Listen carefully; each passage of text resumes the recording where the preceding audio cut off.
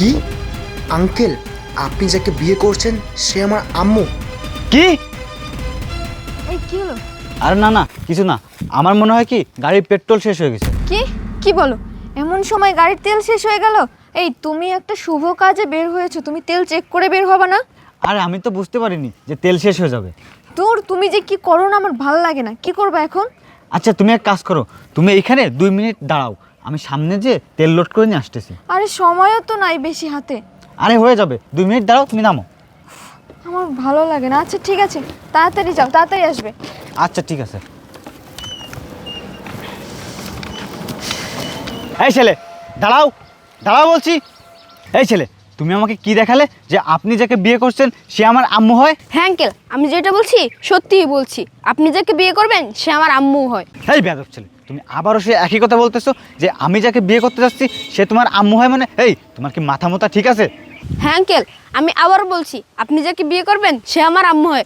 আপনার যদি বিশ্বাস না হয় তাহলে আপনি দেখতে থাকেন। আমি আমার আম্মুর সাথে কথা বলছি, আমি আমার আব্বুকেও কল করেছি। আমার আব্বু এখনই আসবে। আপনি আমার আব্বুর পিছন পিছন তখনই চলে আসবেন, আর আপনি প্রমাণও পেয়ে যাবেন। আচ্ছা বাবা ঠিক আছে, তুমি যাও। আচ্ছা মা, তুমি কোথায় যাচ্ছ? বাবা হাত, তুমি এখানে? আসলে আমি না তোমার আন্টির বাসায় টিকটক করতে যাচ্ছি। তুমি যে আন্টির বাসায় টিকটক করতে যাচ্ছ সেটা কি বাবা জানে? বাবা আসলে দেখো, তুমি তো জানো যে তোমার বাবা এগুলো পছন্দ করে না। এর জন্য আমি না তোমার বাবাকে কিছু বলি নাই। তুমি এক কাজ করো, তুমি বাসায় চলে যাও, আমি একটু পরেই বাসায় চলে আসছি। আহাত, তুমি এখানে? আর বৃষ্টি, তুমি এখানে কোথায় যাচ্ছ তুমি? আশিক, মানে আমি না আমার ফ্রেন্ডের বাসায় যাচ্ছি। আরে ফ্রেন্ডের বাসায় যাচ্ছ সেটা বুঝলাম, কিন্তু এরকম বসেছে কেন? আসলে আশিক, ওই আমি না ফ্রেন্ডের সাথে একটু টিকটক করতে যাচ্ছিলাম। আরে বাবা, তুমি টিকটক করতে যাচ্ছ সেটা তো বুঝলাম, কিন্তু এরকম বধূ সেজে যাচ্ছ কেন? আশিক দেখো, শান্ত হও। আসলে আমাদের না বিয়ের সাজে কিছু টিকটক ভিডিও ছিল, ঠিক আছে? আমরা অনেক দিন ধরে প্ল্যান করছিলাম। শোনো, তুমি যে বিয়ে সাজে হোক আর যে সাজে হোক, আমি তোমার হাজবেন্ড। তুমি এই কথা আমাকে একটিবার বলতে পারতে যে তুমি টিকটক করতে যাচ্ছ বা তোমার ফ্রেন্ডের বাসায় যাচ্ছ। আমাকে কেন বলোনি তুমি? দেখো, তুমি তো এগুলো পছন্দ করো না টিকটক করা। এই বৃষ্টি, তাড়াতাড়ি এসো, বিয়ের সময় পার হয়ে যাচ্ছে। আরে ভাই, আপনি কে?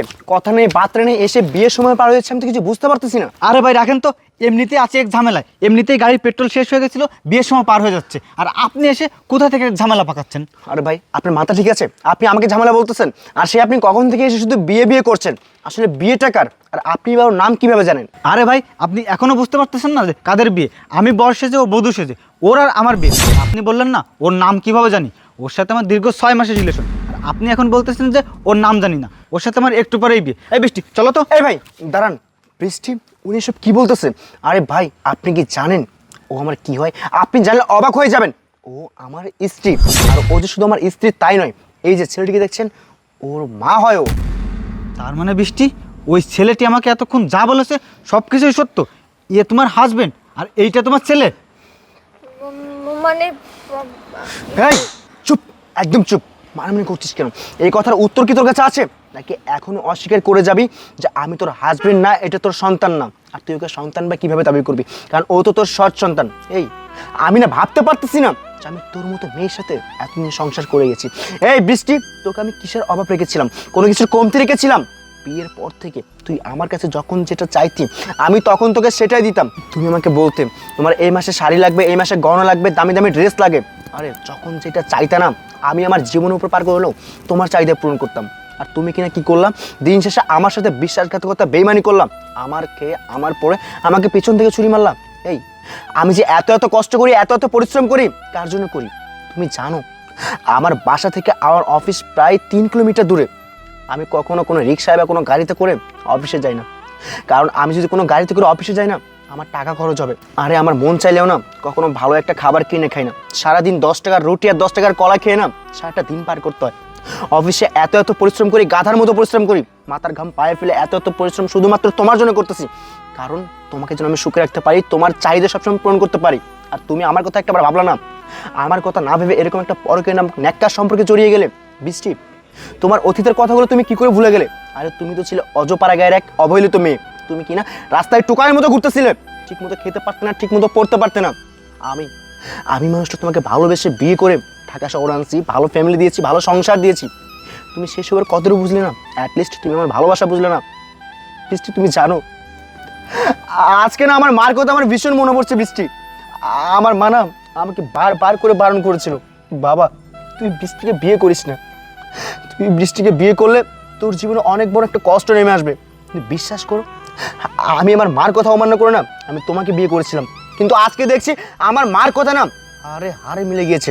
আরে আমি যদি আমার মার কথা অমান্য করে তোমাকে বিয়ে না করতাম না, তাহলে এমন একটি দিন এমন একটি দৃশ্য আমাকে কখনো দেখতে হতো না।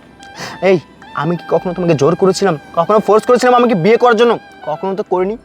তাহলে তুমি কেন আমার লাইফটা নষ্ট করলে বলো? তুমি আমাকে ভালোবাসো না, তুমি ওকে ভালোবাসো, সেটা আমাকে বিয়ের আগে বলতে পারতে। কেন তুমি আমাকে না বলে আমাকে ঠকালে? কেন তুমি আমার জীবনটা নষ্ট করলে বলো? কেন করলে আমার সাথে এমনটা? চুপ করো আশিক, তুমি অনেকক্ষণ বলেছো, এবার আমি বলি তুমি শোনো। কি দিয়েছো তুমি আমাকে বিয়ে করে?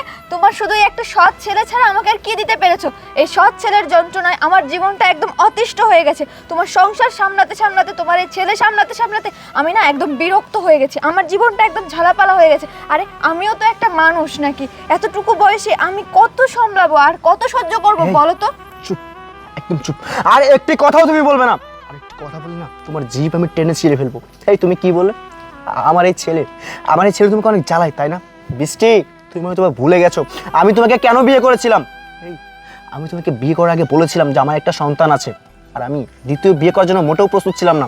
কারণ আমার সন্তানের বয়স যখন 6 মাস না, তখন আমার স্ত্রী মারা যায়। আর আমার স্ত্রী মারা যাওয়ার আগে আমাকে বলে, আশিক আমার সন্তানটা যেন কখনো তার মার অভাবটা বুঝতে না পারে, যার কারণে আমি তোমাকে বিয়ে করেছি।